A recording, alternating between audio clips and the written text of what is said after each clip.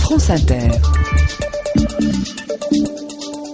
La nouvelle est tombée vendredi comme un coup de massue. François Fillon est contre l'emprisonnement des enfants dès l'âge de 12 ans. Ma femme et moi, nous sommes effondrés. On a 2 garçons très difficiles à la maison, Kik et Fluc. Oui, je donne des références très anciennes exprès pour contenter nos auditeurs. Alors, on avait accueilli cette idée de prison à 12 ans avec soulagement. Enfin, une menace efficace. Les autres trucs, ils s'en foutent. Et le gouvernement se dégonfle. Pour les parents, la prison comporte bien plus d'avantages que l'école. C'est 7 jours sur 7. Les gardiens sont beaucoup moins feignants que les profs. Fini les corvées du mercredi, le foot, la danse et toutes ces conneries. En prison, les activités sportives sont sur place. Il perd une paire de crampons, elle est restée dans la coursive. Tu te pourris pas ton samedi à aller en racheter chez Decathlon. 12 ans, c'est bien pour la prison. Ils sont encore pubères, mais c'est pas grave. Au contraire, c'est pas mal de les confronter à des ambiances masculines, viriles. Et puis s'il y a des viols, le gouvernement réagira au 300e, comme pour les suicides. Il y a plein de parents qui sont déçus. Rachida Dati, la première. Quelqu'un qui ne veut qu'une semaine de congé maternité, pouvoir, dès 12 ans, coller son chiard en prison, c'est le rêve. Surtout qu'il a déjà 2 oncles qui font des séjours réguliers. Omar et Jamal Dati. Quel gâchis, quel gâchis. En même temps, est-ce que la prison, ça leur fout vraiment la trouille aux gosses ?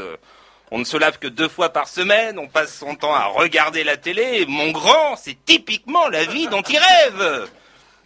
Bon, j'espère que dans la foulée, on ne va pas renoncer à l'idée de Frédéric Lefebvre, ça j'y tiens vraiment, détecter les comportements violents chez l'enfant dès 3 ans.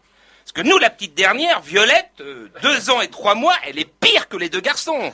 Mettre un manteau, c'est un drame, elle se roule par terre. À la crèche, elle a mordu son copain Baptiste.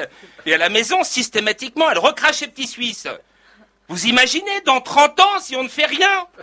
Son mari lui propose de sortir chez des amis, elle se roule par terre. En échange d'un chocolat, elle accepte de s'habiller. Dans le taxi, nouveau drame. Mademoiselle ne veut pas s'attacher, ça la serre. On négocie encore. Arrivée à la soirée, elle mord la maîtresse de maison. Comme ça, sans raison, pour le fun.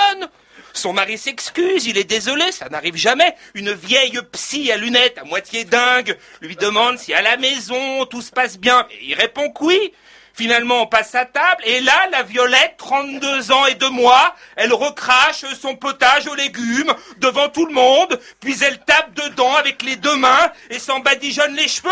Mais il a raison, monsieur Lefebvre. Il faut les traiter dès maintenant, ces gens-là. Ils sont dingues. Détectons les comportements dangereux le plus tôt possible. J'ai, avec moi, un document confidentiel daté du 15 octobre 58, maternelle Saint-Jean, Paris 17e, à propos du petit Sarkozy Nicolas. Sa maîtresse, mademoiselle Leduc, écrit « Enfant colérique et complexé, compense sa taille minuscule en terrorisant ses camarades, veut tout le temps être le chef, m'a dit l'autre jour qu'il souhaitait diriger la classe à ma place. Odieux !» Avec la petite Rachida, depuis qu'il est tombé amoureux d'une grande fille, beaucoup plus grande et belle. Tremblement d'épaule inquiétant, nombreux tics à surveiller de très près. Voilà. On aurait dû écouter mademoiselle Leduc. Quoique, il y a des exceptions. Hortefeux Brice, très gentil avec ses petits camarades de couleur, généreux, attentif, humain. Bah alors, qu'est-ce qui s'est passé ? Ah, attendez, voilà. Tyrannisé par Djibril et Mohamed, qui l'appellent la blonde, Brice souffre en silence. Voilà, Frédéric Lefebvre a raison, tout a une origine. À demain.